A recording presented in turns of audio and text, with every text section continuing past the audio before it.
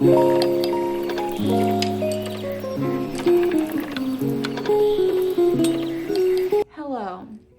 it's Muddy. So I spoke with you guys about Tarot Decks 101, essentially. I gave you guys some advice onto how to find a tarot deck that really works for you and how to find one that resonates with you and the importance of finding one that resonates with you. I talked to you guys about how I came into reading tarot cards and a little bit about my own spirituality, and encourage you guys to not just take information from me, but to go and find information all over the place. There are no wrong or right ways to read tarot, and I just want to always be clear about that. I am not the only person that makes videos on this type of thing, and I really encourage you to listen to as many people as you can and take what feels right to you and put it into your own practice. With that being said, I'm going to talk to you about my Light Visions deck and a little intro as to how to start reading cards for it yourself. So in the last video, I mentioned that I went through many different decks until I found the one that resonated with me. I went through the Rider-Waite deck. I went through this deck, which is the Hermetic Tarot. I went through the Apparitions, a Spirit Speak tarot deck, which is absolutely beautiful. But I finally came across this Light Visions deck and the Prism deck, which I sell on my Etsy shop now. I sell them there because I truly believe in those decks and I want other people to have access to tarot in an affordable way. So I sell all of my tarot decks on Etsy for $16 to $20. Most decks I've ever seen in America sell anywhere from like $30 to $40. This deck was like $50, $55, I think, after tax. But I really want people to have access to tarot if they are interested in it. So check out my shop on Glass Hatch if you haven't already. Check out my shop on Etsy. It's called Glass Hatch. And I will leave that link in the description below if you guys are interested, so check it out there. So tarot decks are comprised of 78 cards that are divided into two groups, the Major Arcana and the Minor Arcana. So there are 22 Major Arcana cards and 56 Minor Arcana cards. The Minor Arcana are comprised of 4 different suits. You've got Cups, Wands, Swords, and Pentacles. Different decks have different names for them, but generally that's what you'll find. Like instead of Cups in my deck, it's called Chalices, and in some decks, Pentacles are called Coins, but generally you will have Wands and Swords. So to start, I think most people are initially interested in the Major Arcana, and the Major Arcana tell a story when you line them up. It's the Fool's journey through life. The first Major Arcana card is numbered 0, and it is the Fool. I think in this particular video we will just go through the Major Arcana and then I will get into how to interpret the Minor Arcana in another video, just because I feel like this will be a semi-lengthy video. So the Fool is generally a pretty positive card. It is a symbol of new beginnings. It can indicate that you are at the very start of a really exciting adventure in your life or a new pursuit, or that you need to start thinking of a new path in your life or focusing on the ideas that you have had for new beginnings. The Magician is the second card in the Major Arcana, and it represents that you have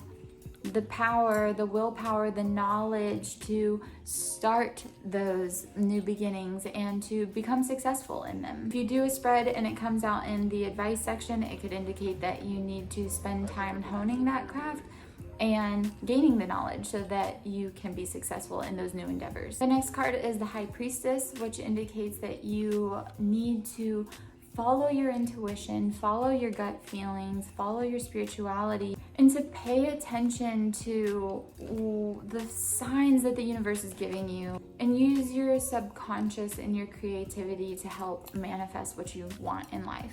The next card is the Empress, which indicates it's a really strong fertility card, actually. So if you're not in the position of having children, then it might indicate that you need to use your feminine energy use your intuition and your nurturing side of yourself to be able to help others and yourself communicate your emotions. The next card is the Emperor, which, following the Empress, means that you need to pay attention to the masculine energy that you have.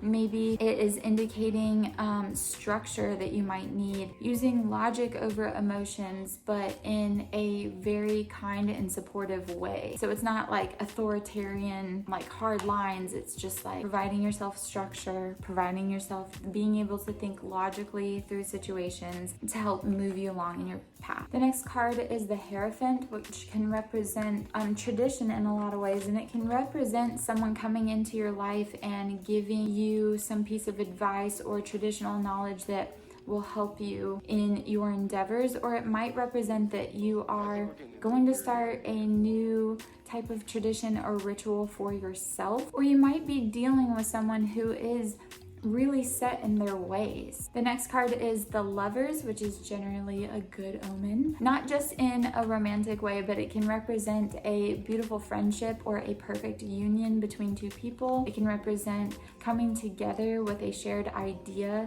to continue on in life together. The next card is the Chariot, which is highly representative of being ready to overcome any obstacles. The imagery on this card varies a lot, but in a lot of cards you will see a type of like warrior or knight standing at the ready, being prepared to go and take action. So it can represent feeling motivated and ambitious and just ready to go. The next card is Strength, which represents strength, you got it.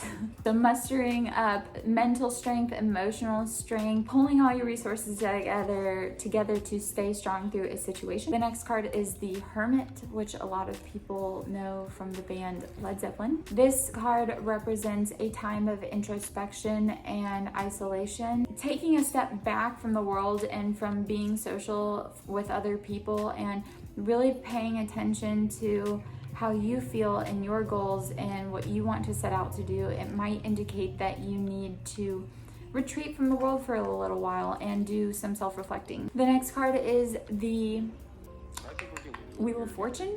The Wheel of Fortune represents change that's coming, destiny, good fortune. It represents like the cycle of change in life and how it's inevitable, but things will always turn out okay. So really focus your intention when you see this card on the things that you do want. The next card is Justice, which represents karma in a way. It's indicating that you should look at your actions and see what you're doing and understand that everything that you do has a consequence. It also can represent that you have a big choice to make and that you need to essentially weigh the scales, weigh out your options, and figure out how to try to find some type of balance in your life. The Hanged Man is the next card, and it's one of my favorite cards actually. I think a lot of people see the Hanged Man and they get a lot of negative connotations, but for me, okay, so the card itself can represent feeling trapped, feeling like you're in an uncomfortable situation, wanting to get out. But for me, I've always seen it as a opportunity to sit for a second and be uncomfortable, because it's through our hardships in life that we really can grow and have the opportunity to grow. So if the Hangman comes up in one of your spreads, don't make any decisions. Just hang tight for a minute. Try to analyze where you are. And I've always seen the Hangman as someone that's upside down. So to me, it just represents looking at a situation in a new perspective. Like, okay, you're uncomfortable, so look at the world with your being uncomfortable and figure out what steps you can take to get out of that situation and not return there again. So for me, it's a really big indicator that I need to just hold tight for a second and think things through. Death is the next card, and a lot of people get really scared when they see death come up in a spread, but it doesn't have to mean a physical death or that someone that you love is going to die.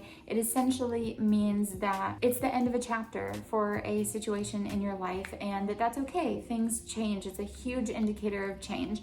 And in my deck, let me see if I can find it. The imagery here is a skeleton hand holding a blooming rose. So something is dying, a situation is changing, it's the end of a chapter, but out of that, new and beautiful things can bloom and grow and blossom for you, and I always take it as a really positive sign of change. Temperance is the next card, which means that you're feeling tranquility. You have found your inner calm. You are in a good position to look at the world and analyze how you feel. It can indicate that you are getting better at just rolling with the punches that happen in life, and that you are able to go about that in a really graceful and stoic way and not let it like destroy you, if that makes sense. So balance, patience, moderation, peace, calm, tranquility, temperance. The devil is the next card, which I always interpret as really primal behaviors. I always,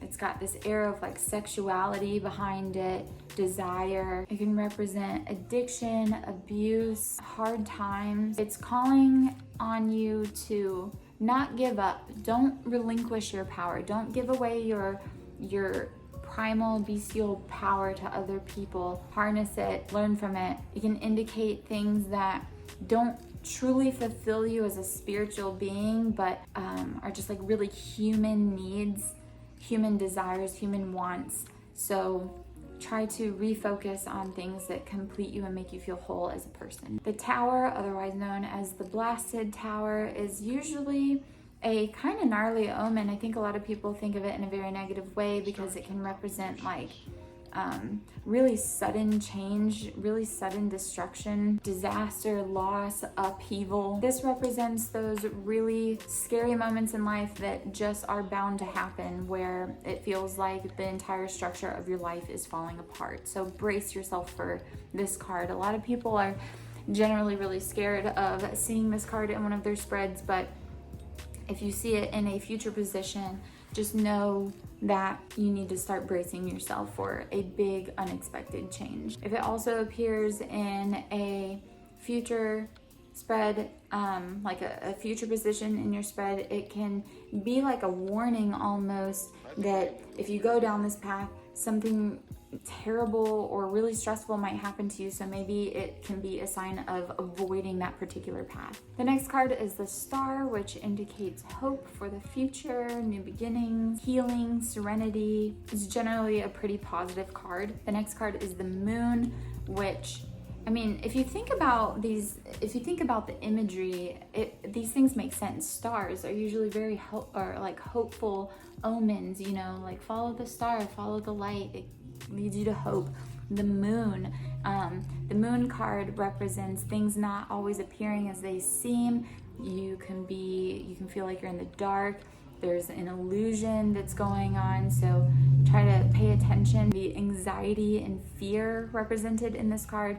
And then the next card would be the Sun, which is generally seen as one of the most positive cards in the major arcana deck. This is all the good things in life: positivity, freedom, fun, prosperity, good omen overall. Maybe you'll find that people are really drawn to you for having a positive energy at this point in your life, or it's like guaranteeing some type of success for you. And you've got Judgment. This is a really interesting card. I had trouble interpreting this card at first, but it's really a card of self-evaluation, looking at the way that you've judged yourself and you've passed judgments on others. If you're pointing the finger, you're pointing 3 right back at you. Take note of this card. Try to take note of the judgments that you're making towards other people and towards yourself. And then, most importantly, forgive yourself and forgive others for their actions. Like, sometimes people just don't know what they're doing, you know, and sometimes you don't know what you're doing, and that's okay. Forgive yourself and move forward. And then the last card in the major arcana is the World, which indicates huge successes, completion, fulfillment, wholeness. It can be a sense of belonging, or that a new world is opening up to you that is generally really positive. I hope this really quick run through of the major arcana cards, the 22 major arcana, has been helpful for you and just given you a little bit of insight as to what each card can mean. These can be tricky, but if you really pay attention to the imagery that's on each card, the meanings of them should become natural to you. I mean, like I was saying with the Star and the Moon and the Sun, those all make sense. Strength makes sense. The Lovers, perfect, you know, union. The Hanged Man, a new perspective. Death, change, positivity, time for something new in life. The Tower, unexpected change, hardship, the hermit, going away, stepping outside of everything, self-reflecting, analyzing. I think really the imagery does help people get a lot of insight out of the meaning of the cards. So pay attention to where they appear in your spreads and take that advice, take that insight, take it as a way of looking at things that maybe you didn't see before. I'm going to do another video on the minor arcana and really help you get into interpreting the suits and the numbers of the minors. They are equally as important as the major arcanas. I know a lot of people kind of go straight for the majors, but the minors are equally as important. I hope you guys have enjoyed this video. Check out my shop on Etsy. It's called Glass Hatch, and I will link it below if you are interested in getting of the tarot decks that I offer on there. I pick tarot decks that I really think can resonate with people. And if you don't see any on there, there are more coming. I'm always restocking the store, so check it out there, and give this video a thumbs up if you enjoyed it. Let me know if you have any advice for others or for myself. Like I said, this was a really brief run through of 22 of the major arcana cards. You know, I encourage you to do your own research even further. This is just, like I said, an overview, and I will do an overview of the minor arcana as well. Subscribe to my channel if you haven't already, or if you like this type of content. I really am trying to create a space where people can talk about this sort of thing in a judgment-free way. There is no wrong or right way to read tarot and practice magic and divination. So keep that in mind, be patient with yourself, find a deck that works for you, and I'll see you guys in the next video.